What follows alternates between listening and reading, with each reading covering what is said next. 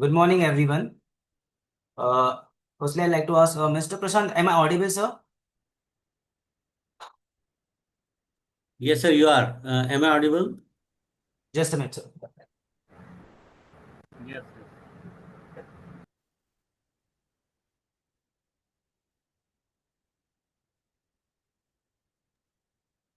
Once again, good morning, everyone. It's my pleasure to welcome you to today's session on ISO 57002 2019 Innovation Management. We are truly honored to have with us Mr. Prashant D. Naseri as our speaker.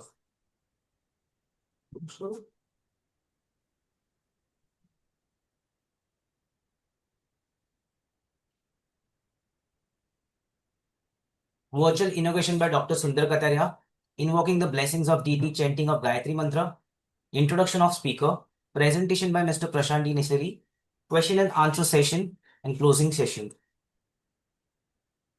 Dr. Sundar Kataria, Chairman and Managing Director, ICS Group Companies. Sadgun Sangh conceived and led by Dr. Sundar Kataria, driven with a mission to elevate the quality, safety, and environmental awareness levels of industry. Sadgun Sangh is a series of educative, informative events aiming to illuminate professionals on possible solutions to current issues of industries and economy. Designation as organization. Chairman, Managing Director of International Certification Service Private Limited. Academic qualification, Mechanical Engineer AMIE, Honorary Doctorate Business Management. Experience nuclear rep. He started his career in building Indian first nuclear power plant at Rawalbhatta, Kota, Rajasthan. Oil as gas EIL. He contributed in developing India's first oil gas field at Bombay High since its inception. DNV. He was head of industry and offshore development with DNV for 2 decades. ICS. He is a founder of the first Indian conformity assessment and inspection body known as International Certification Service Private Limited, which is a provider of total quality solution under single umbrella with wide spectrum of service. Achievement and awards. Lifetime Achievement Awards of NACE Corcon receives several national as international awards. Innovation. Welcome to Sadgun Sangh webinar.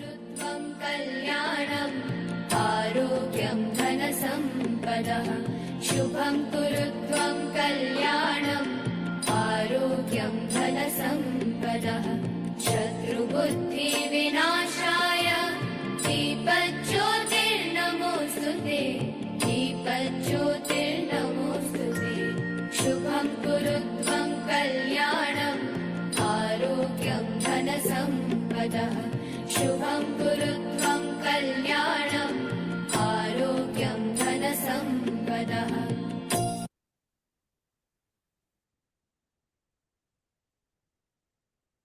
Please join us for the recitation of Gayatri Mantra.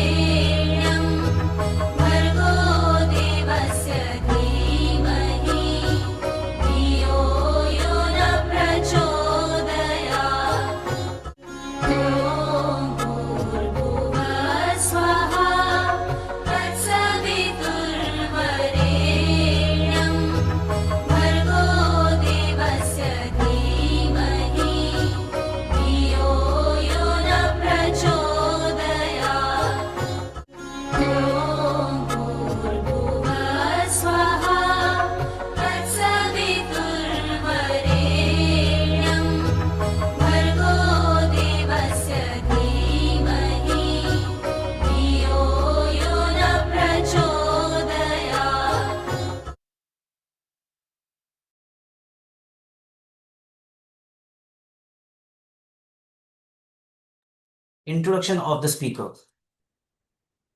Designation as organization. Director Innovation Management Practice Focus Engineering Nagpur. Academic qualification MBA Hull UK, BE Mechanical, MA NIT Bhopal. Experience over 35 years in business excellence, TQM and innovation management across India and GCC. Held key position in Maruti Suzuki, Maruti Center for Excellence, the Canon Group and ADNO, and NOC LNG. Contributed to Deming Award 2007 and Sheikh Khalifa Excellence Award in 2016. Certification Six Sigma Black Belt ASQ Matrix Level 2 TRIS Certified Innovation Professional Manager GIMI. Expertise area: innovation management, quality as business excellence, ISO system, Lean Six Sigma, TRIS and Kaizen.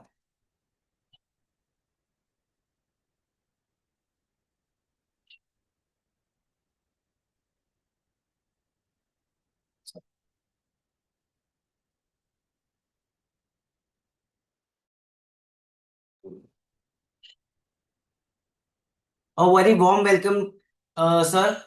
I would like to hand it over to you, sir. You can start with your presentation, sir. Yeah, thank you very much. I'm very glad to be here today with you. I will now share my presentation. Please allow me to share my presentation. Sure, sir, sure.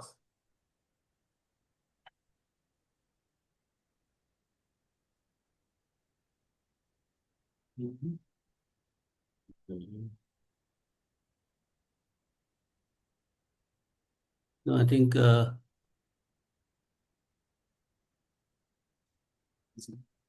how do I share a window, particular window? Just a minute, sir.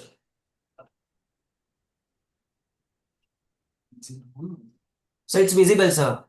The presentation is visible? Yes, sir. Okay. It is running also. Okay. Right. So thank you very much. So good morning, one and all, and I thank ICS uh, for inviting me to present whatever I know about ISO 56002 standard, or ISO 56000 series of standards rather. And I remember I have met Mr. Kataria way back in I think it was 2008 or 9 in Dubai. So glad to be again with you, sir. And without much ado, I'll just straight away jump into the subject of today.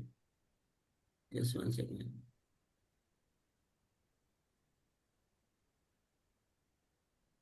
Okay. So what we are going to do today is we are going to have a familiarization with ISO 56000 series of standards, which is on innovation management. I started my career as a GT or graduate engineer trainee way back in 1984 with Maruti Udyog Limited. And it was a very new company. The collaboration was with Suzuki of Japan, and Government of India's objective of collaborating with Suzuki was not only to modernize the automobile industry in India, but also bring in the Japanese management culture or work culture in India.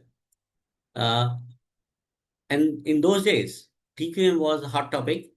All over the world, people were talking about TQM or total quality management because they were very much impressed with the standards of quality that were achieved by the Japanese manufacturers in automobile and electronics.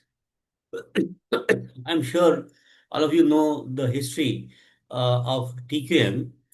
So, but there are a lot of confusion. Because there were so many books were written, different people had different ideas, different schools of thoughts. That's where ISO came into play, and they developed a series of standards called ISO 9000 series, and the rest is history, as they say. The ISO 9000 series of standards it became very successful, and it generated virtually in the industry, and it was followed by a number of other management system standards. Today, the situation with innovation management is exactly similar what situation was with quality or TQM in 1980s. Today, everybody realizes the importance of the innovation or importance of innovation, uh, and people realize that to be sustainably successful, organizations have to innovate, or as they say, innovate or die. But again, so many books have been written, so many things have been talked about. I'm sorry, please bear with me. I have some bad throat. Uh, so, uh, so the situation is exactly the same, and that's why ISO had formed TC 279, and they thrashed out this topic and developed a series of standards. And the series of standards is very comprehensive, as you'll see going further. And the purpose is to make the understanding of innovation as a discipline of management commonly understood across the world. So what we are going to do today is we are going to talk a little bit about innovation fundamentals. Then we'll talk about the ISO 56000 family of standards and its structure. Then we'll cover the main aspects of or clauses of ISO 56002, which is the guidance standard.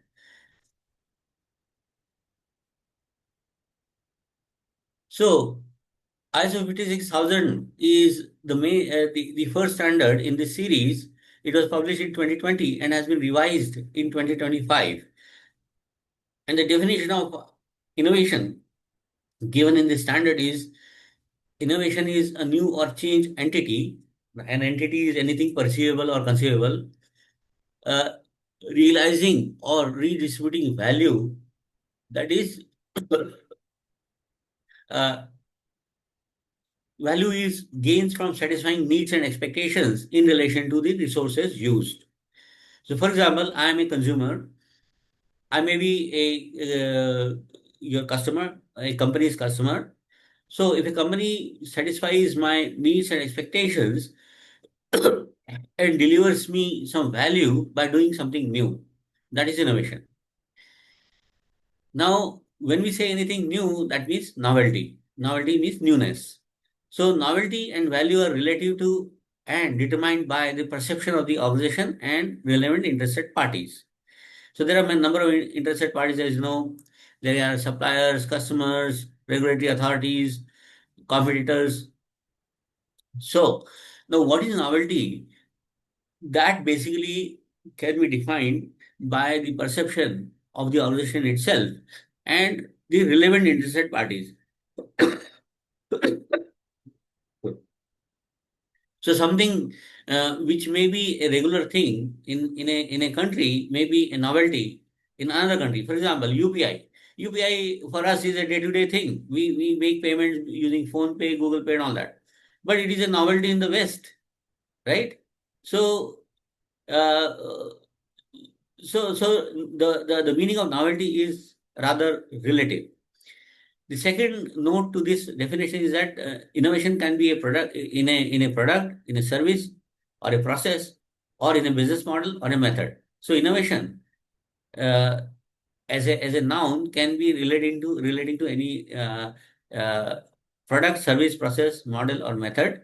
Model, when we say, is business model, or it could be conceptual model also. And another meaning of innovation is an outcome. The word innovation sometimes refers to activities or processes resulting in or aiming for innovation. When innovation is used in this sense, it should always be used with some form of qualifier. For example, innovation activities. So, in note 2, innovation is considered as an outcome, whereas innovation can also be a verb uh, or an adverb which can be applied to some other uh, uh, noun.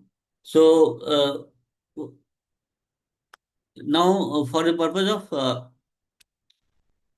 of statistical measurement, uh, what exactly is innovation, how it is measured, and all that. That a good description is given in Oslo Manual on Innovation, which was published by OECD, Organization of Economically Developed Countries. Sorry, OECD, Organization of Economically Developed Countries. They published a manual in 2018 on innovation to compare various countries in terms of innovation competitiveness. So,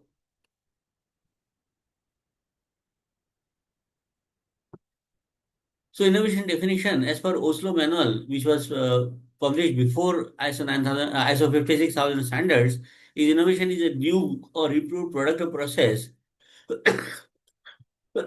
or combination thereof that differs significantly from the unit's previously produced previous products or processes and has been made available to potential users or brought into use by the unit. So unless something is put in practice, it is not an innovation. So what it means is, bottom line, if anything is on the drawing board, anything it is in our mind, it is anything exists as a concept, it is not an innovation. Until unless it is put in practice, it is being used by users or by the organization itself. Until then, it is not an innovation.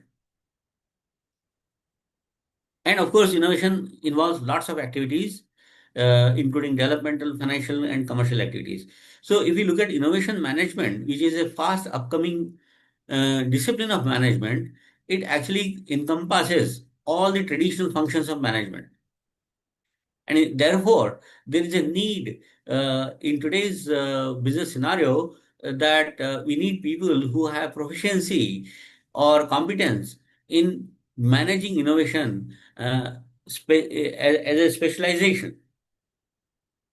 Because the problem with the traditional functions like R&D, like quality, like production, like marketing is that they get into their own silos. They cannot think in an integrated way. That's the reason there is a need for a separate discipline of management, which is called innovation management, and separate cadre of people who are innovation managers.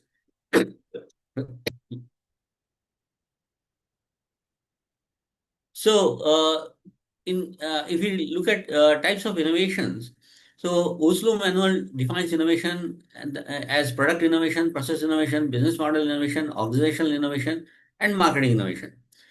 Now, product innovation is can be applied to goods or services, and business process innovation can be applied to production, distribution, logistics, marketing and sales, information and communication, administration and management, and product and process development. So as you can see, there is a variety of topics which is included in innovation, right from the product and services, production methods,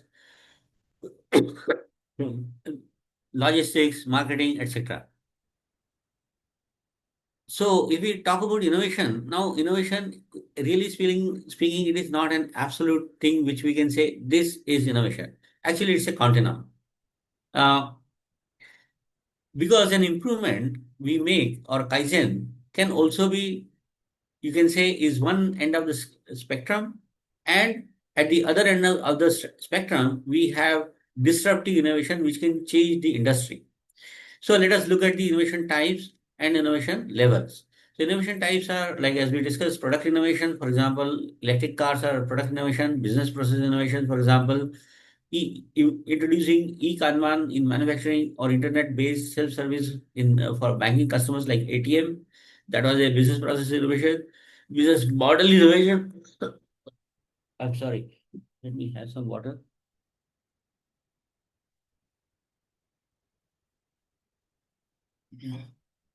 So business model innovation, for example, nowadays we have Ola and Uber as ride-hailing services.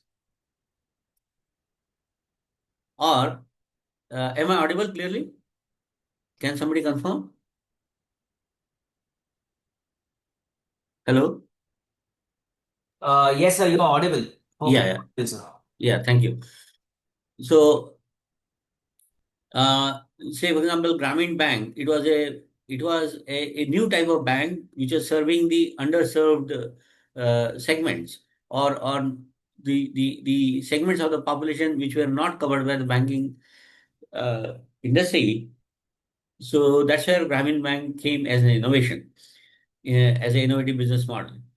Organizational innovation refers to creating a novel management practice in organizations to develop a new paradigm. For example, there is a company called Semco, and its second generation owner is Ricardo Semler. When he took over the company at the age of 24, he found that the company was very traditional, very rigid, not at all flexible. So he changed the organization structure, and instead of traditional pyramidal organization, he made a circular organization, which was a new concept.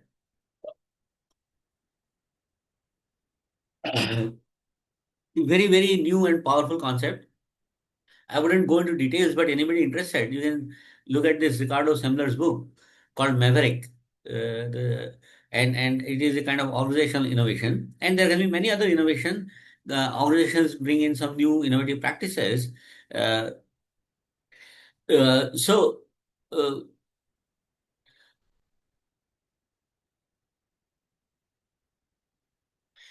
and then marketing innovation, changing the ways to attract customers and retaining them. For example, timeshare ownership of properties.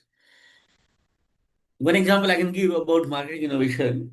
There was a company which is manufacturing herbicide, and this herbicide, they were well established, but their sales were declining and their profit margin was shrinking. So they got one marketing consultant. He started asking them, "Who uses your herbicide?" They said, "Farmers." So he said, "What kind of farmers?" They said, "All farmers." They said, "All means what?" Then the consultant told them, "See, look, if somebody is farming apples and somebody farming, say, corn, for them, the percentage of their total cost of the cost of the herbicide. So whatever they are spending on herbicide, it's a different percentage of their cost. For example, corn producer, it's a big cost. For example, apple producer, it's a small cost as a percentage. So what they did, they just simply added one color dye in the product and made a special herbicide for apple farmers. And they made the same herbicide available to corn as a regular product. And as a result, they could increase the price of the herbicide they were selling to apple and other horticultural farmers, and immediately they increase their profit margin. So there can be innovation. Even organizational innovation could be through finance. For example, there is a company, you have seen the bubble wrap, the packing material which has lots of air bubbles. So that bubble wrap is made by a company called Sealed Air Corporation in UK, and they were the ones who invented this product. So they were selling very well, product demand was very high, they're making a lot of profit. A new CEO came and he saw that the company is very complacent, and he thought that over a, over a period of time, the company will land into trouble because there will be competitors.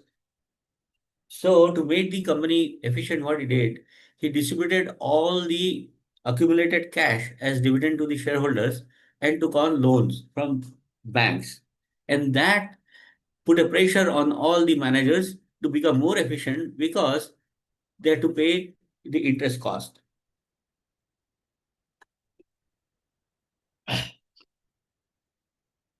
So that was another innovative way of bringing a change in the organization.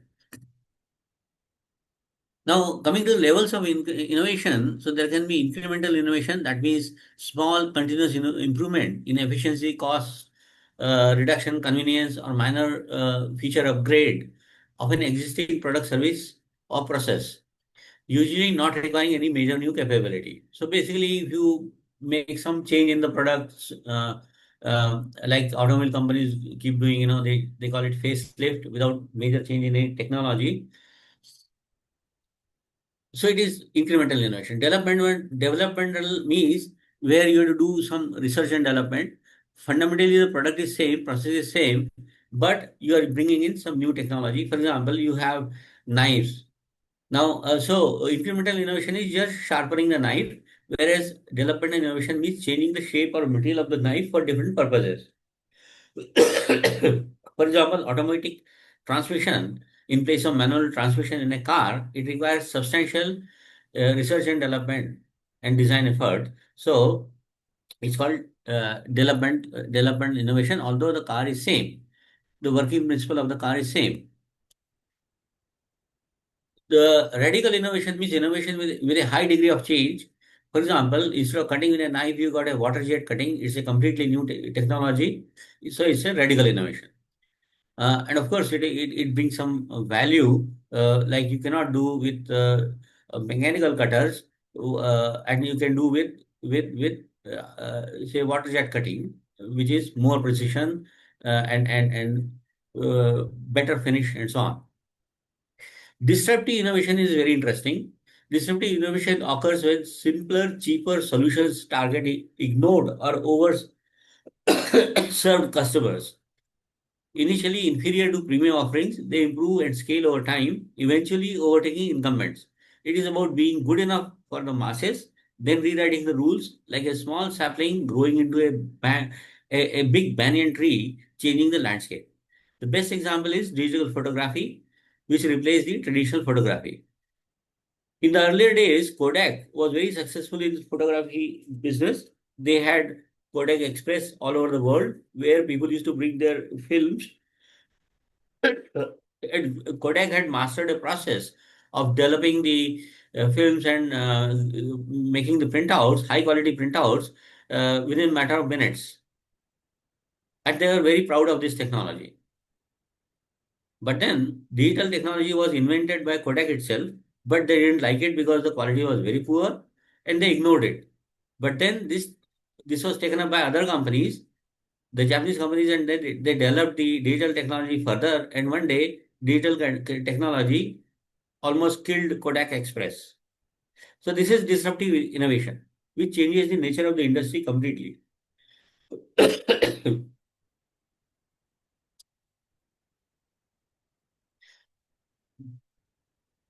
So let us also think a little bit what is not an innovation.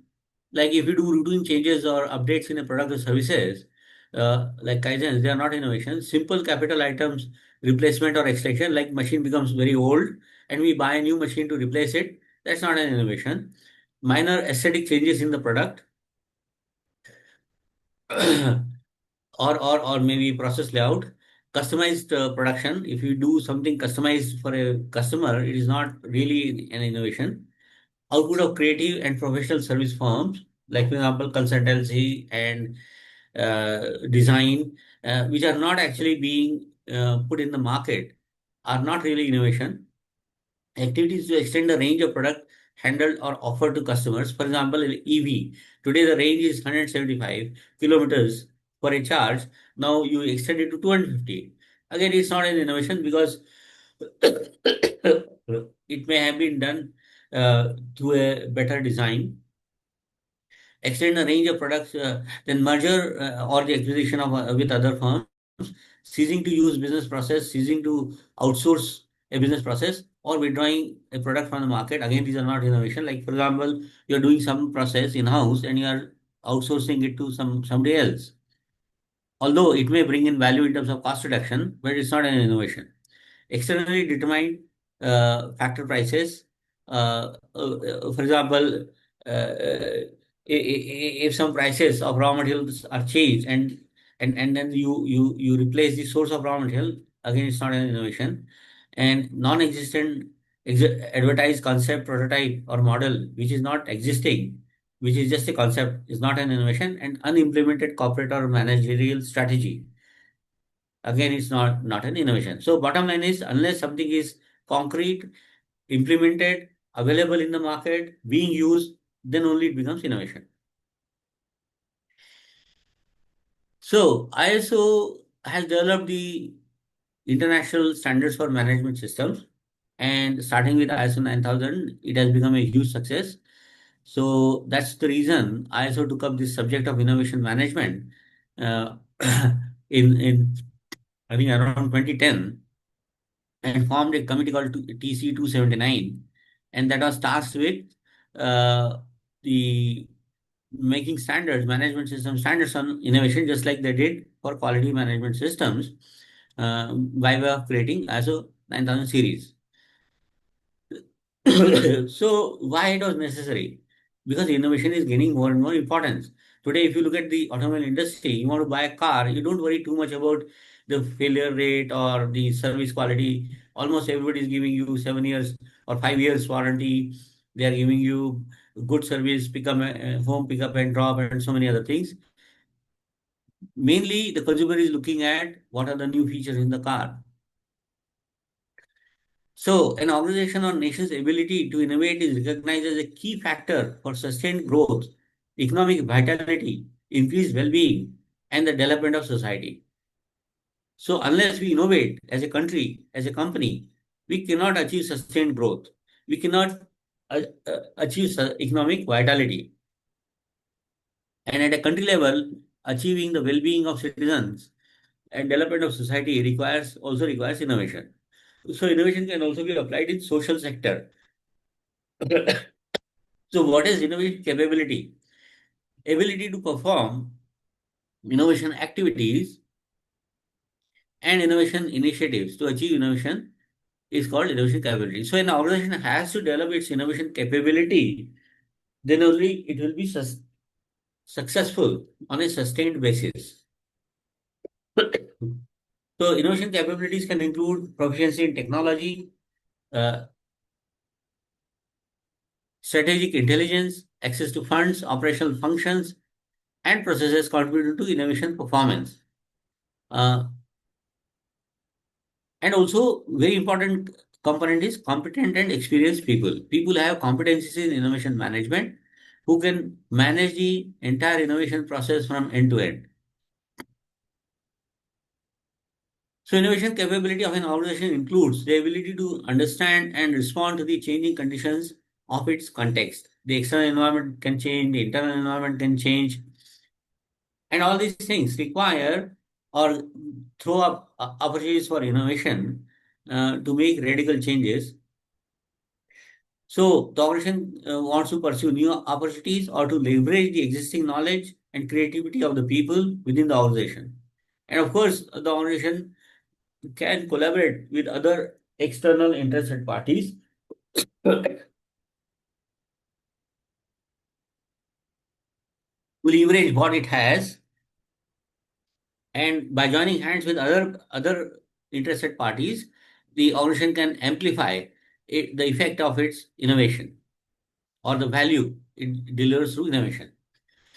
So here you can see on the screen there are two gentlemen, Dr. Hitendra Patel and Mr. Brett Rusco. So Dr. Hitendra Patel, he founded an organization called GIMI, or Global Innovation Management Institute, in 2009, and Mr. Brett Rusco founded an organization called International Association of Innovation Professionals, that was in 2013. Both are leading thinkers in innovation management. Dr. Hitendra Patel was leading a team of R&D engineers in Motorola that developed the Bluetooth technology. So, with lots of experience in industry, both these gentlemen joined TC 279 and contributed substantially in the development of the standards. And I'm very proud to say that I'm associated with Jimmy as a certified training partner um, uh, of Jimmy's programs. So this TC 279 developed the standards for innovation. Now let us look at an organization, what processes it has. An organization has to have the strategic management processes where the organization continually looks at the external environment, also analyzes its internal performance, carries out SWOT analysis, develops a strategy, and communicates the strategy and reviews the strategy from time to time. Then there are two parallel things, and of course, there are support processes like HR, admin, payroll, quality, marketing, IT, legal, and all that. Between the two, there are two layers. One is basically running the current business, which is finding new customers, inquiries, quotations, getting customer orders, production, delivery, getting payment, feedback, and continuous improvement. So these are current business. But while we are running our current business, we have to also take time and make efforts to develop our capability for the future, and that is this layer, which is developing new technology, new product development, new process and facility development, developing new partnerships, making breakthrough improvements and innovation, and developing the organization's capability. So ISO 9000 addresses this layer very well, and this layer is addressed by 56,000 series of standards. So what standards are there in the series? ISO 56000 is on fundamentals and vocabulary. 56001 has been recently published in September 2024, which is a requirement standard against which you can certify a company, an organization. 56002 is Innovation Management System Guidelines or Guidance. If you want to install or establish a system in your company for innovation management, you can use 56002. 56003 is on tools and methods of innovation partnership. So how you make partnership for innovation. So that guidance is given here. 56004 is uh, if you want to assess an organization for innovation capability, the guidance is given in 56004. 56005 is on tools and methods of intellectual property management. 56006 is on tools and methods of strategic intelligence management, which is also known as future foresight. How to know what is going to happen in future and how the industry will look like in the future, which actually feeds into strategic planning as well as making innovation strategy.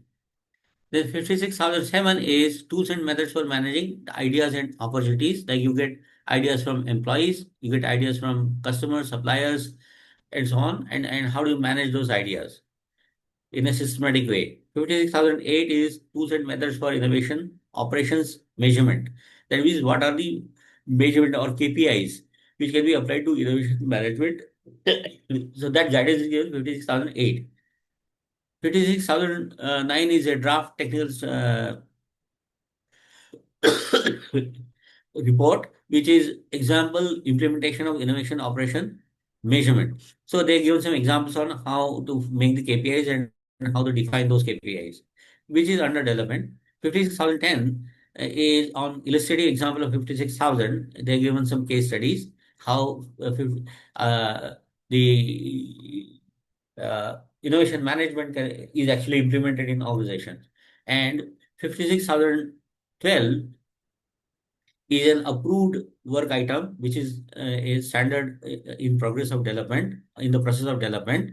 It is on innovation ecosystem management. How do you manage a number of suppliers, innovation partners? Like you can partner with various vendors, you can partner with customers, you can partner with educational institutions, or even competitors on innovation. Sorry.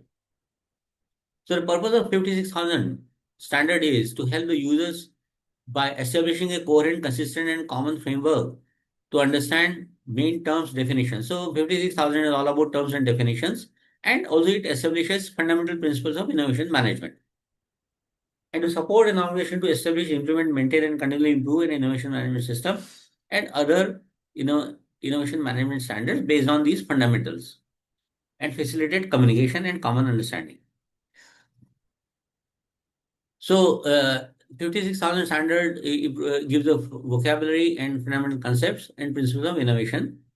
So, it is applicable to all the organization and interested parties who want to implement an innovation management system or who want to perform assessment of innovation management systems or who want to manage effectively innovation activities and so on. So, 56000 series of standards is applicable to all type of organizations, could be government organizations, private organizations, could be social organizations. And it covers all types of innovations, product, service, process, business model, method, ranging from incremental to radical and disruptive.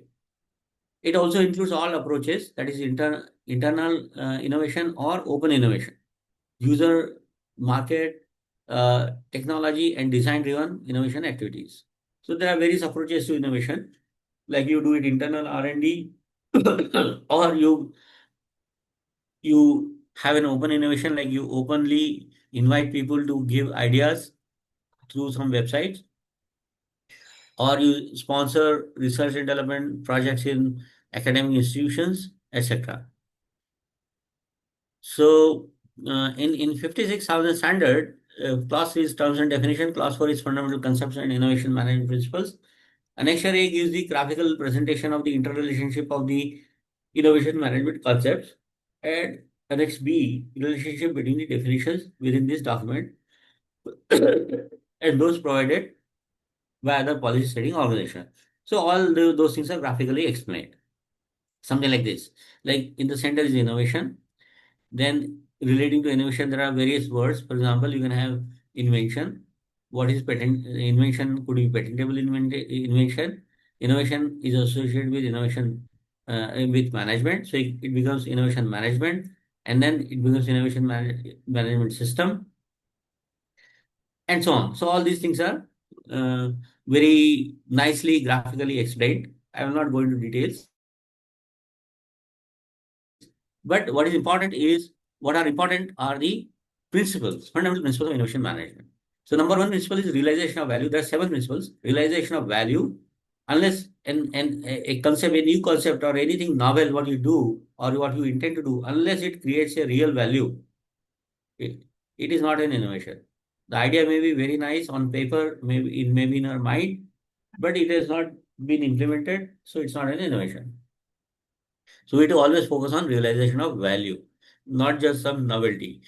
And there is a long list of failed innovation which did not generate value. So many things have been invented, and some are very funny. People even invented, you can say, the uh, uh, trains, actual trains, which were running on single track, having single wheel. In a traditional railway, what we see, there are two rails and there are two wheels which are running. This particular model using gyroscopic technology had only one wheel and one rail, and it was running. But people were so scared that it never became a commercial success. So it died purely because people were afraid. Technically, it was perfect. Secondly, future focused leaders. So leaders in an organization had to always keep an eye on the future. They cannot be complacent. So always talking about future. So as somebody is defined leaders as the people who go into the future, stand there mentally and invite the people to join them. That means they are already thinking of future. They are already there mentally, and they are inviting the organization to join them. The third principle is strategic direction. So innovation requires a clear-cut strategy, clear strategic direction, and that has to be very carefully chosen, very carefully determined, and that guidance is given in 56,002. Then innovation is not limited to R&D department or strategic department. It has to percolate throughout the organization and has to become a culture. So entire organization has to align with the innovation culture. Otherwise, there will be lots of difficulties of innovating anything new. So creating and nurturing an innovation culture is one of the main fundamental principles of innovation management. Then exploiting insights. So nowadays we have too much of data. So how do we analyze data? How do we observe uh, the behavior of the customers, get into their minds, get into their thought process, and gain insights, which become the basis of innovation. So continuously developing these insights is a fundamental principle. Then managing uncertainty. Innovation is risky inherently. So how do we manage the risk associated with innovation?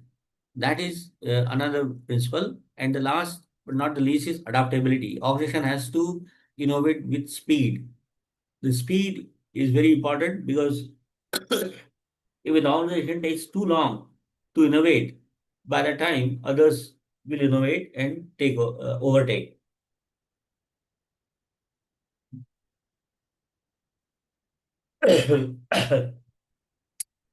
So innovation itself is a process, and how do we reduce the lead time or the cycle time of that process? Uh, Lead time, sorry, the lead time or the throughput time of the process, that is the question here. How do we adopt? And also innovation process is not a very, you can say, very rigid process. It cannot be a rigid process. It has to be flexible because it involves creativity and trial sometimes. And so there can be failures. So how do we make this process in such a way that we are able to adapt? Even if there are failures, we are able to quickly recover. So innovation management system, ISO 56001 and ISO 56002, these standards follow the standard structure of Annex SL, which you are familiar with, 10 clause structure, which is based on Plan, Do, Check, Act. So plan which establish the objectives and determine the actions needed to address opportunities and risks. Do is implement what is planned in terms of support and operations. Check is monitor, where applicable, measure the results against objectives, and act is take action to continually improve the performance of the innovation management system. So in ISO 56000, this is the conceptual model given of the uh, innovation management system based on the 10 clause structure. So actually the operating clause starts with clause number 4, which is context of the organization, external and internal issues, culture, and collaboration. Then 5 is leadership, commitment, vision, strategy, and policy. Then number 6 is planning. Number 7 is support with in terms of resources, competencies, and other support, infrastructure, for example. Then 8 is the main heart of the standard, which has the innovation process, core process, which include things like identifying opportunities, uh, creating concepts, then validating the concepts, then developing solutions, and deploying the solutions. So these are the stages of steps, you can say, in an innovation process. And then you had a clause number 9, which is performance evaluation, like internal audit and measurement of results, and improvement. Improvement is continual improvement, and also improvement based on the non-conformances and things like whatever doesn't go right. We can also describe the structure in terms of strategic, tactical, and operational activities. So strategic activities are defining the scope, defining innovation intent, innovation strategy, and innovation policy. Tactical is making innovation objectives, and operational are innovation, managing innovation initiatives, innovation processes.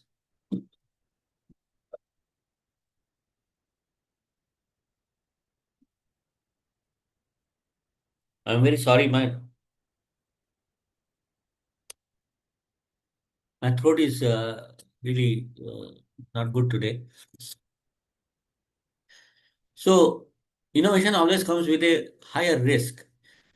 In a running business, you know everything, or more or less you know, so the risks are less. But innovation is something new, and when you do something new, there are lots of risks. So innovation activities need to address high degree of variation and uncertainty, particularly during the early creative phases.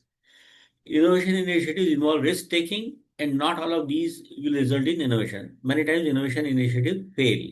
So we have to be prepared for the failure also.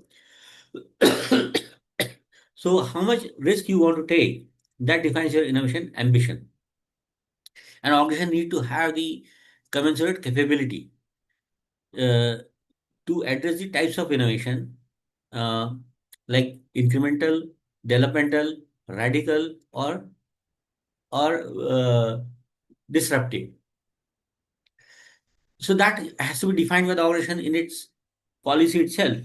That some organization may not like to do disruptive or radical innovations. They might say, okay, we'll do only incremental and we can do at the most developmental innovation. And that's our choice, that's our strategy.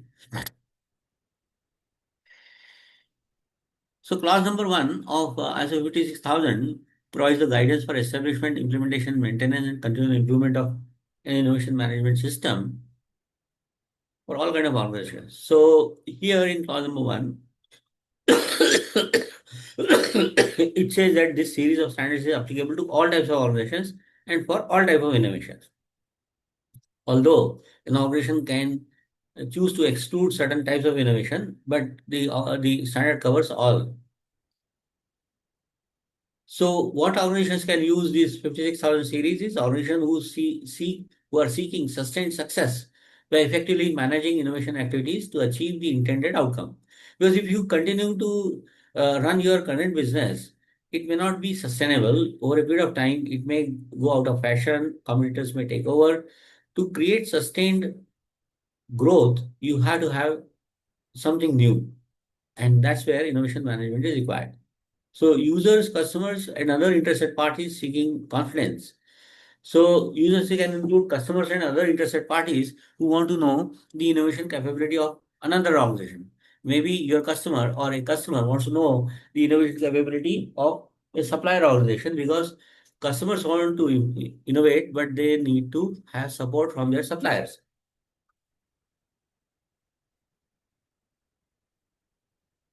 Organizations and interested parties seeking to improve communication through a common understanding of the innovation management system, that is for internal purpose. Then innovation management trainers, auditors, and consultants. All these people are interested in 56,000 series of standards. Also, at the national level, policymakers aiming for higher effectiveness of innovation support programs. Like government is giving a lot of support to innovation by way of funding startups, and there are many you can say incubation centers set up in engineering colleges. There are many bodies at state government levels who want to provide funding to innovation programs or innovation initiatives by individuals and organizations. All these people need to know whether whatever they are funding, that organization has the capability to manage innovation in a proper way, avoiding risks. So they can also use ISO 56000 standard. So for ICS, this could be very interesting because this could be a new line of business, or is a new new, you can say, addition to the business of certification of management systems. Uh, Although right now the awareness is very less, I did assessment of 7 organizations in 2022 for CII Industrial Innovation Awards. And to my surprise, none of them was aware of ISO 56000 series. So let us look at quickly the clauses of the structure of the 56002. I will not go too much into much of detail because many of clauses are very well understood by you because they're common with the standard Annex SL structure. So starting with clause number 4, context of the organization. So understanding the organization and its context. Under that, understanding needs and expectations of the interested parties. Sorry, 4.1 includes internal and external issues. 4.2, so expectation of interested parties include customers, suppliers, even employees. Then establishing 4.4 is establishing the innovation management system. So it's general, and very important addition here is culture. I think it is not there in National Anthem 1, but culture is an important addition in this clause. Uh, the ISO 56001 and 56002 has slightly different clause numbers. So this culture is covered in clause number 5.4 in 56001. And another important thing is collaboration, because innovation requires a lot of collaboration with external parties. Collaboration can be required with customers, with suppliers, with academic institutions, or even have open innovation scheme whereby you publicize, this is the technical issue I have, I want a solution, anybody can give me a solution. So that's called open innovation. For example, Huawei, which is a sorry, not Huawei, Haier, which is a white goods manufacturing company. They don't have any R&D department, but their strategy is to sponsor their technical problems to universities and make partnerships with them and fund that research. So without employing any R&D engineer, they have access to thousands of R&D researchers across the world. So class number 5 is on leadership and commitment. So here leaders have to focus on value realization, and they have to have very clear innovation vision. or innovation intent, whereby they can clearly say, okay, my company today is 100 crores. I want to reach 1,000 crores into 3 years' time. And out of this 1,000 crore, so much will come from new products and services or innovation. Rest might come, say, because if you continue to run the current business, maybe 100 crore maximum will become 200 crores in 3 years. But rest of the growth has to come from innovation. So that's where leaders have to clearly define innovation intent, what they want to achieve through innovation, and how much they are willing to uh, invest or risk their money for innovation. That has to be clearly defined. Then innovation strategy, the how and in what direction we'll do innovation, whether we will develop more products and services for existing customers or more products and services for non-existing customers. Then innovation policy, just like quality policy, innovation policy has to be documented. It has to be defined, documented, communicated, and it has to be periodically reviewed, and it should include continual improvement in innovation management system. Then 5.3 is on organization roles, responsibilities, and authorities, which is clause number 5.5 in 56,001. Sorry. Clause number 6 is on planning. So 6.1 is actions to address opportunities and risks. Again, organization has to clearly have a process to identify risks and opportunities, prioritizing them, and taking actions to uh, deal with them. 6.2 innovation objectives and planning to achieve them. So, setting objectives relating to innovation and also creating clear plans to achieve them. 6.3 is planning of changes. This is the class number in 56,001. How do you change the culture of the organization, mindset of the people to become more innovative?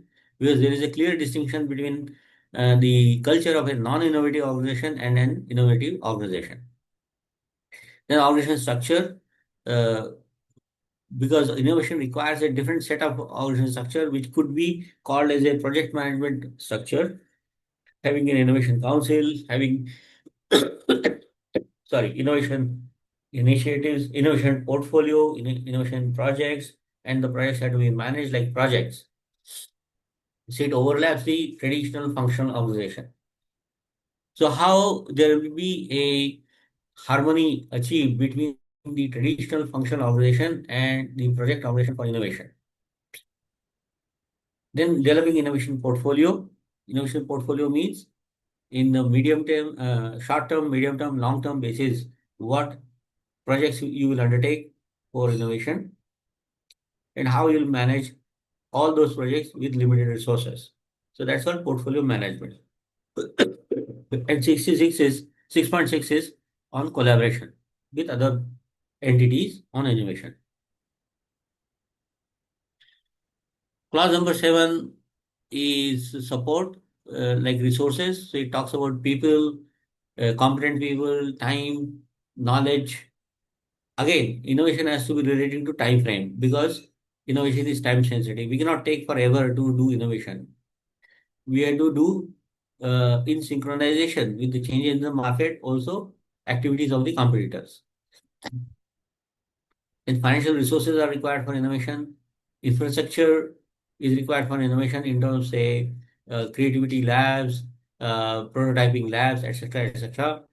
Then intellectual property management and innovation management, innovation tools. For example, there are many creativity techniques and tools and techniques. For example, trees is there, theory of inventive problem solving, with six thinking hats, and so many other things.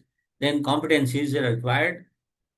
And we need to have competent people, and we need to continue to develop the competencies, awareness about importance of innovation, and communication in the organization about innovation activities and innovation intent. Then documented information, tools and methods of innovation, strategic intelligence like future foresight, how do we predict the future, because then only we can do innovation in the right direction.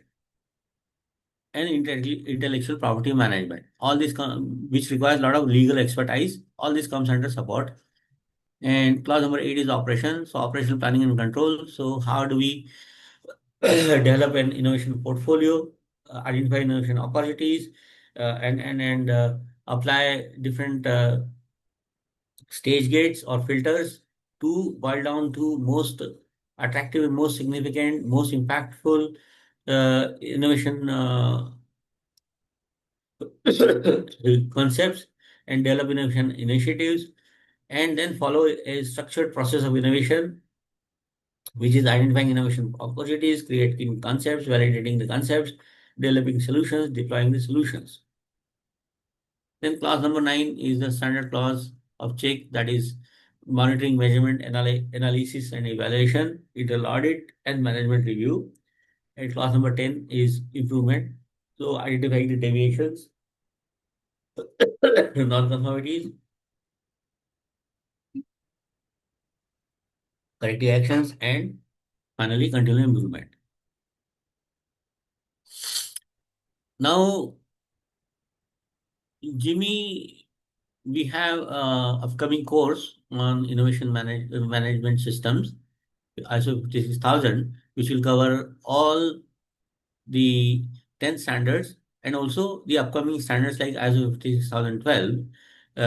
And this will be a uh, four evening course. That means every evening 3 hours, so total 12 hours on October 21, 23, 28, and 31. And after that, there is an exam, and you'll get a certification as certified innovation management expert, based on ISO 56000. This is just to inform you. Other than that, GB provides many other certification. We have certified innovation professional certificate, certified innovation catalyst, certified innovation manager, certified chief innovation officer, certified future foresight managers, certified innovation consultant, certified design thinking professional. All these certifications are provided by GMI, the Global Innovation Management Institute.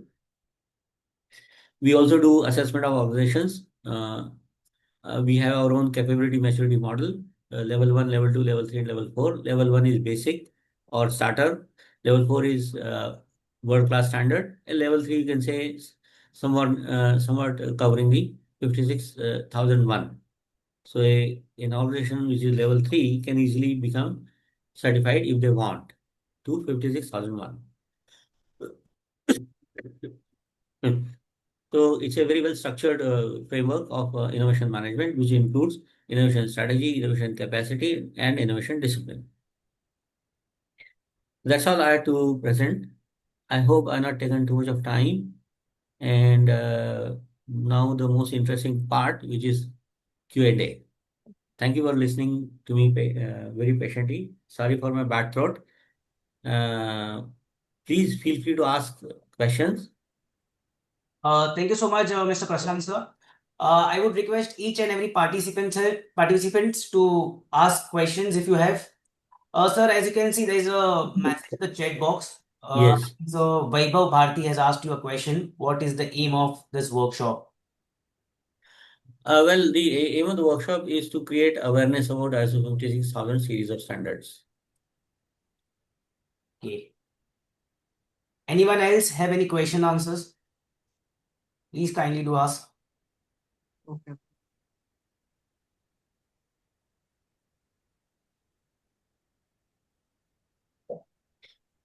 So I assume that in the audience we have very experienced auditors who have been doing audits of various organizations for number of management system standards like 9001, 48001, 14001, 27001, and so on.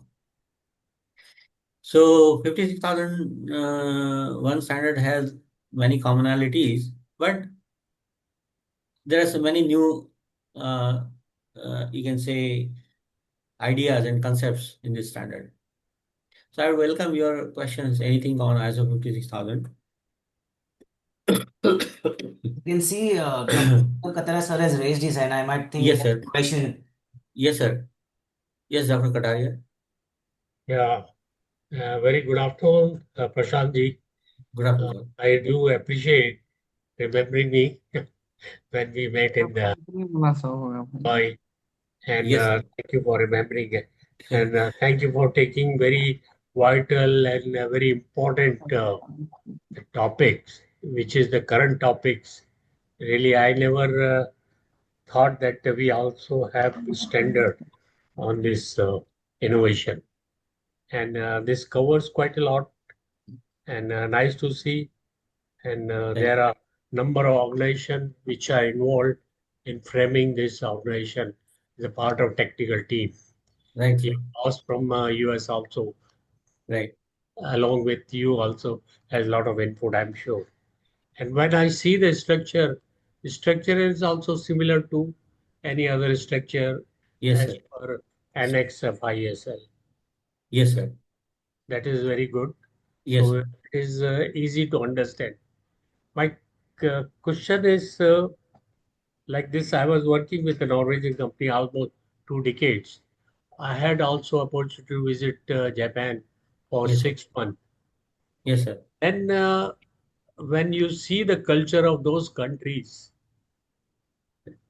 their commitment to the works, their commitment to the organization, that is far, far much superior. I don't say we are lacking in that, Right, but sir. I could see the difference. Right. And they have been also innovating. Uh, Yes. as I tell you, like the Norwegian company, I worked 2 decades, and that time we didn't have software to check the stability analysis and fatigue analysis for offshore structure, which is Right. very complex. Yes. And then they did a lot of work, almost 5 years, to develop the software because there are a lot of important. Now, you consider this as a R&D or is a part of the innovation? You mean developing a software for structural integrity Offshore, or yeah, offshore of structural stability analysis as well as the fatigue analysis. right.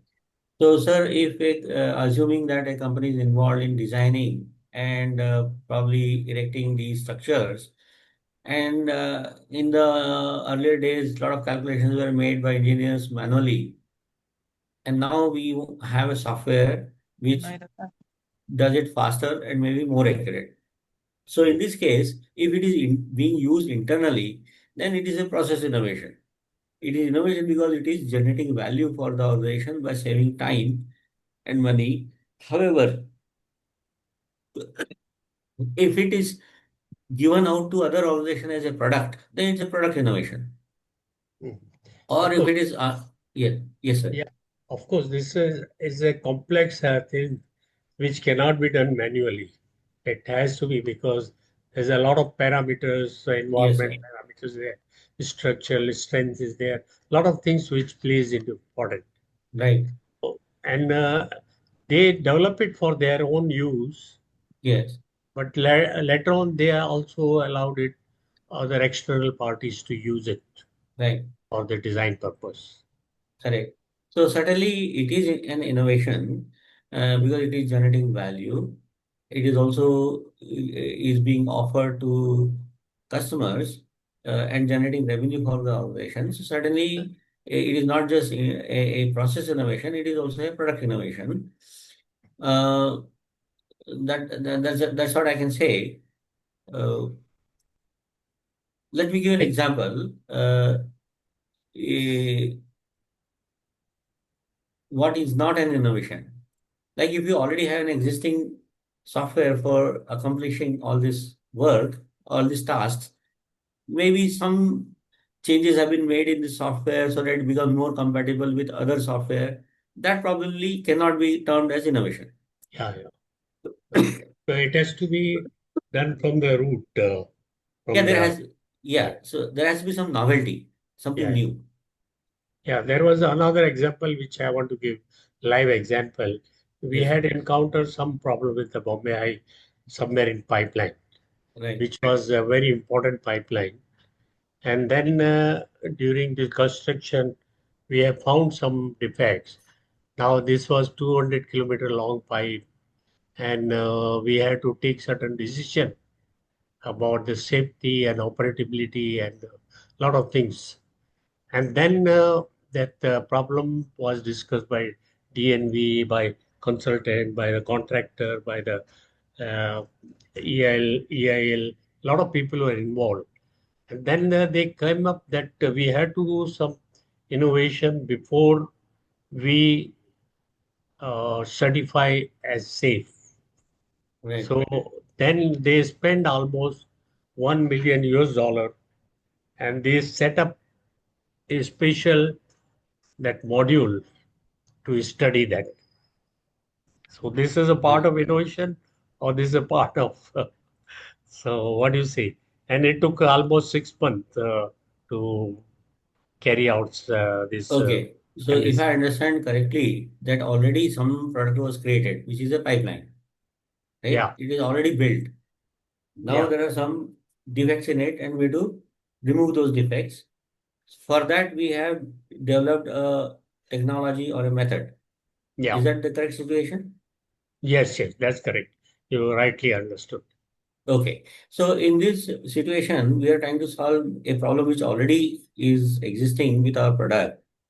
But then if those methods can be continued and can be applied uh, in other situation, maybe there are already existing pipelines in the world which may have similar defects, and this particular technique can also help resolve or remove those defects in the pipelines owned by other customers. In that case, it can be an innovation because it can be offered as a consultancy. Yeah, yeah. No, but the technology was not available earlier. Yes, It so was there a is new technology there which we had to develop it. yeah, so there is novelty. There is novelty, isn't No, it? yeah, yeah, Probably some patents might have been filed and so on. So as long as there is novelty, as long as it is generating yeah, value, it certainly is an innovation. yeah, yeah. Thank Let me you. all, my pleasure, sir.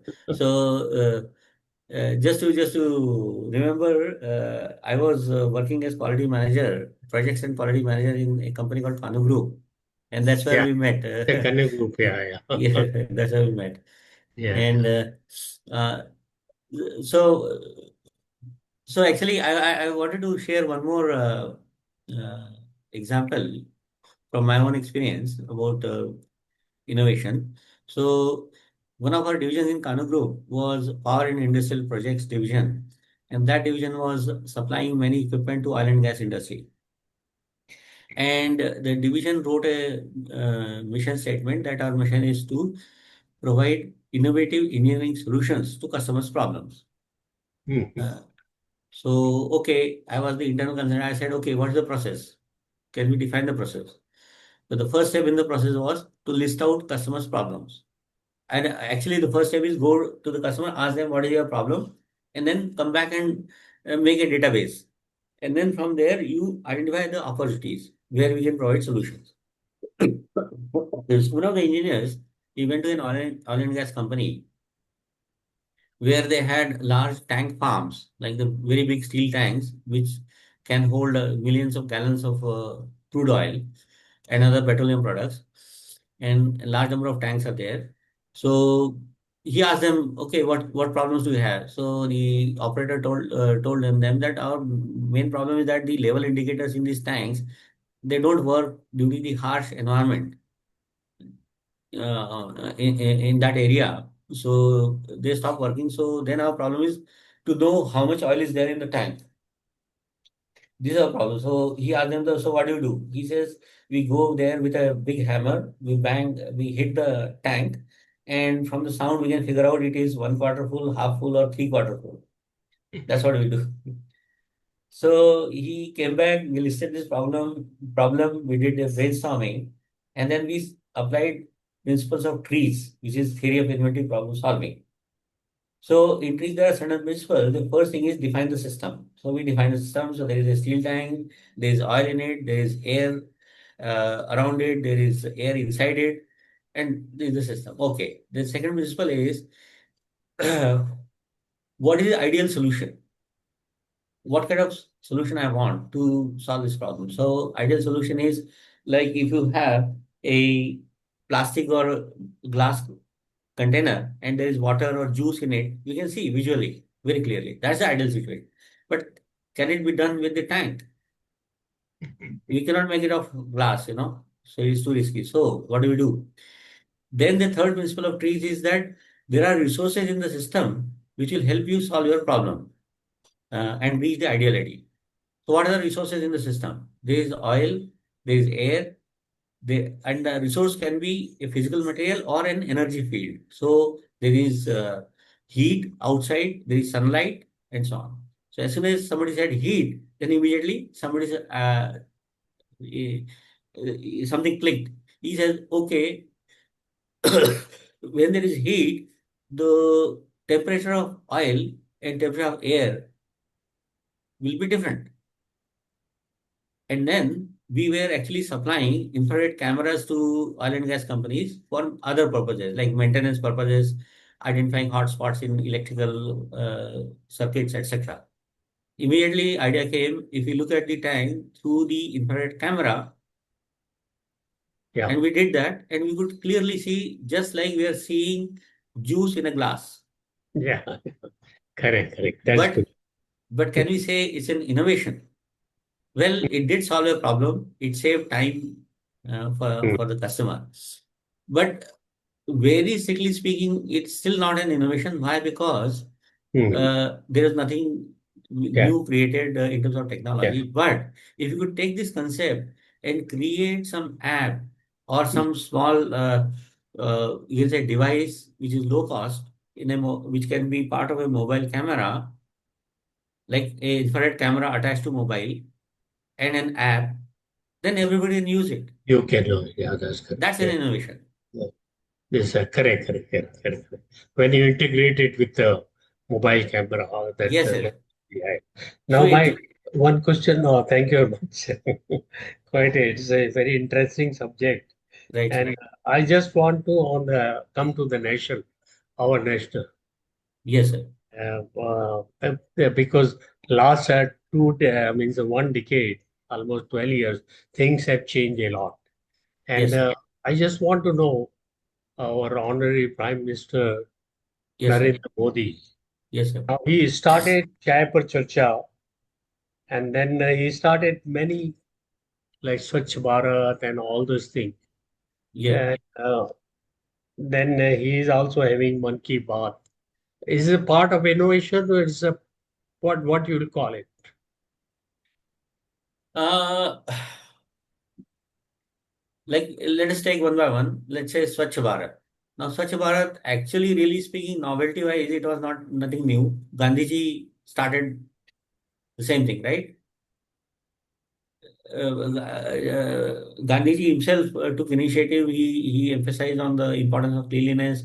He himself cleaned, including toilets. So that as a concept, it is not really new. But what is new is that creating a large system of collection of garbage in every town and then processing that garbage to extract value, right? So yes, in that case, it is an innovation because value is being created. Instead of letting this garbage go into ground and then creating all kind of environmental problems, we are actually extracting economic value out of this garbage. So novelty may be there in terms of communication, the method of communication, creating the processes, and that. So otherwise there's not novelty. It can be an innovation. For example, if we extend this concept, right? So I lived in Dubai for so many years. I mean, and one thing when we talk about India, there are two things which are common throughout the country. We are so different internally, different language, different food, different mindsets and all that. But two things are common. One is traffic. The second is toilets. Toilets are dirty wherever you go in India. Traffic is bad wherever we go in India. I'm sorry. I don't want to offend anybody, but this is my It's a fact. observation. It's a fact. Yeah. Now, coming to toilet, see, the problem is if we go outside, now there is very difficult if you want to urinate. Supposing if there is a senior citizen or a lady, senior citizens they need to urinate more frequently, right? And ladies cannot urinate anywhere and everywhere. And they also run a risk of urinary tract infection, UTI, if they use public toilets. So this everybody knows. So for me, innovation actually starts with identifying a problem and creating something new out of that problem which generates value. So if suppose a system is created whereby you keep a large number of kiosks everywhere in the towns and cities and every public place which are clean, and urine is collected, and that urine is a very valuable resource. From this, economic value can be derived by extracting urea, and our country imports urea in large quantity, so it can be substituted. Now, technology is available for extracting urea from urine. Even it can yield cleaned water. This has been going on in Japan. Actually, they've been having a tradition. Traditionally, they used to collect urine and use it in their fields as fertilizer. But then, it is not an innovation unless it is implemented at a large scale by creating a system. Somebody has to design that kiosk. Somebody has to design a commercial system, commercially viable system. Then it will become really an innovation. Yeah. We have to thank our Honorable Minister Gadkari Saab, who is trying to implement this, Yes, he has been talking about it. And the in fact, highways of all those things. And also he is also using the used tire yes, for the yes, construction. right. Things, a lot of innovations are taking place, I'm sure. So that will benefit the nation. Thank you. Thank Yes. And of course, the environment is changing so fast, technology is changing. Now everybody knows we are in an energy transition phase whereby we are trying to move away from the traditional sources of energy like oil and coal and gas towards renewable energy. Electric vehicles are coming up, and sustainability is becoming the big issue.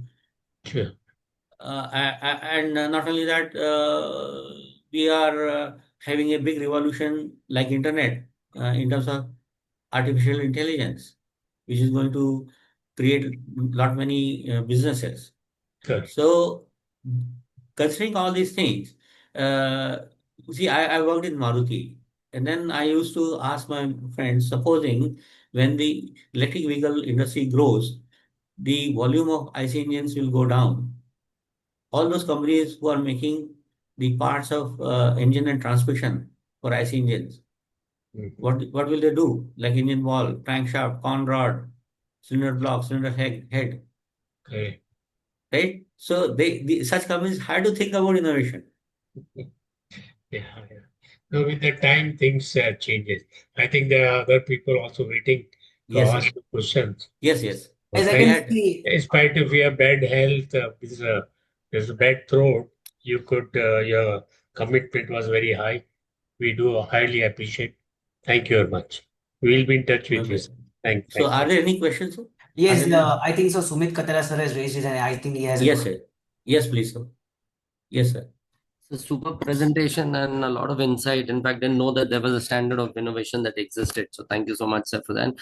Sir, one thing I want to know, and I think Anandji has also raised that in the chat box, is 56,002 as guidance standard or a certifiable standard? Because when I just looked up on the net, they refer to 56,001 as certifiable. Yes, And sir. Correct. 56,002 is guidance if you okay. want to establish an innovation management system in an organization. Right. So if I in my company want to establish this system, I'll refer to 56,002, just like 9004. Right. We used to refer to 9004, and Right. 9001 is for certification purpose. Right. So same concept here. Right. Perfect, sir. Thank you so much, sir. And Anandika, part two is of the question, which I think I'll let you read that. Ms. Anand Pal Singh. So can organizations get certified against the standard, or does it serve as a guideline? Okay, that I have covered. Can you name some organizations who are certified? Okay, in Europe, there are a few standards which I have certified. The number of certified standards organization is literally in hundreds, not even in thousands. So there are certain organizations certified in Italy. Unfortunately, there is no, um, you can say, centralized repository of certified companies, or companies certified to ISO 56000. In India, I don't think there is anyone. In Europe, there are a few hundred. In Japan also, there are some standards. Uh, So there is one more question, I think so. Shania Mago has asked the question: what is the minimum time required for an organization having 30 employees to prepare get certified against this standard? Again, if you really see, there's no, again, just like in ISO 9000, there is no minimum time specified. Of course, auditors follow certain guidelines that your management system should be there at least operating for 2 months, 3 months, something like that. ISO does not specify any such, but I guess practically, if there are 30 employees, but depends what type of business. If there are 30 employees, prepare and get certified against this standard. It can be like, first of all, the most important thing in ISO 56000 is creating a culture. In ISO 9001, it was not really, it does talk about culture, but here the emphasis on culture is there, and culture development takes time. But for an organization of 30 people, it should not take that long. I think 3 to 6 months should be good enough, whereby, uh, of course, it depends on the nature of business. Now, infrastructure is another issue. If you are in a business which involves manufacturing, design, development, testing, and all that, then you have to create the necessary infrastructure to support your innovation projects, unless you have access to the external facilities. For example, in an organization, if it's a product-based organization, for example, you make say lead acid battery, and you want to now, because battery technology is changing, you want to implement an innovation management system so that you could develop new technologies of batteries like lithium ion, or sodium air, or sodium ion, whatever. So of course you have to have laboratory facilities. Uh, for maybe 3D printing is necessary for making some components. Maybe testing facilities will be required. Some chemical lab will be required. So if such things, kind of things are involved, so it will take longer time. But if you have access to such laboratories, then maybe you can get it done from external laboratories. So one last and a final question. It's from Suresh Menon. How can we apply innovation management in marketing department? Marketing. Yes, certainly. Uh, I gave one example of a herbicides manufacturing company. If you remember, they were making the same product, but they changed the positioning of the product. Okay, so they were selling the same herbicide to apple farmers with a little bit of addition of some color, and to other farmers like the corn farmers, same product but in a different color. So that kind of thing can happen. So marketing also has many other opportunities for innovation. One is basically communication, brand positioning, pricing can be also, like, many companies are now offering a life cycle cost-based pricing rather than ticket pricing. So, for example, suppose an EV manufacturer comes to me and say that you uh, uh, you don't actually buy the product, you buy our services. Because if I buy a car, maybe it is running only 10% of my actual time. Rest of the time it is not running. Just getting is being parked and I'm paying for insurance and everything else. But if some company makes a model whereby your car is available to you when you want and it is being used by somebody else. So again, you can say it's something like Ola and Uber. But if uh, certain so marketing can also lead to business model innovations. So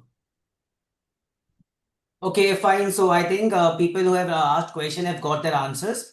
So we end up the question and answer session. Before we move towards the closing ceremony, sir, on behalf of the entire ICS team and all the participants, I would like to express our sincere gratitude to you for taking out your valuable time to be with us today. Your deep knowledge and practical insight into innovation management has given us a clear understanding how organization can systematically foster creative and convert ideas into real value. The way you explained the principle and framework of ISO 572 2019 was not only informative but also very inspiring. I'm confident that everyone attending has taken away something meaningful from your talk. Thank you once again, Mr. Prashant, for sharing your expertise and guiding us through such an important subject. We truly appreciate your contribution and presence with us today. it was my great pleasure and also honor being invited by ICS, a very well-known company, and was a great experience for me to share with you about this new series of standards, which is very important, and in future it will become more and more important. But of course, initially some effort is required to generate awareness, and that was my purpose. I hope now you are familiar with this series of standards, and very soon uh, you will also encourage other organizations to adopt it and get certified. Thank you so much, So sir. thank you. Now we move towards the closing ceremony. Yes. So can we have picture? Uh, Let me have a picture, sir. Yeah, if everyone switches on their camera. Just a minute. ICS is pleased to provide you all its research and development, integrated management system, QMS, EMS, OHAS, excellence in education management, ISO made easy in Gujarati, Marathi, Telugu, Hindi. For reading any of the above book, please contact Ms. Sushma Kindlekar. Thank you. Feedback form, please register on www.sadgunsang.org and go in your login and give us feedback. Thank you for being a part of Sadgunsang. ISO 572 2019 Innovation Management. Just a minute, sir. I'll get back to you.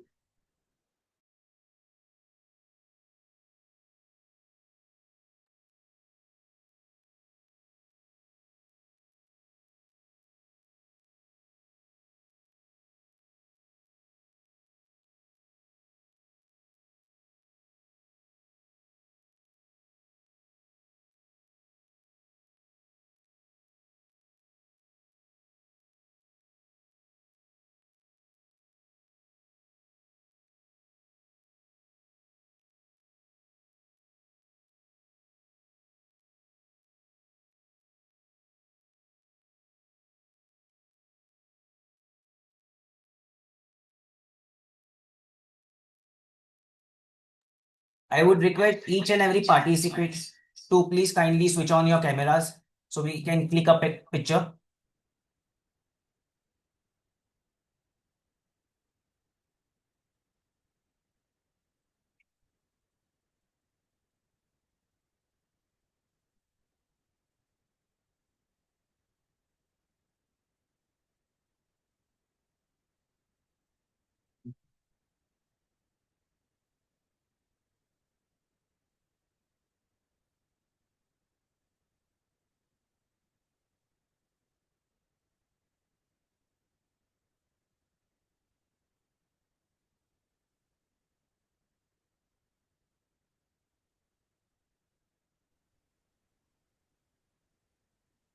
Kindly request all the participants to kindly switch on your cameras so we can click a picture.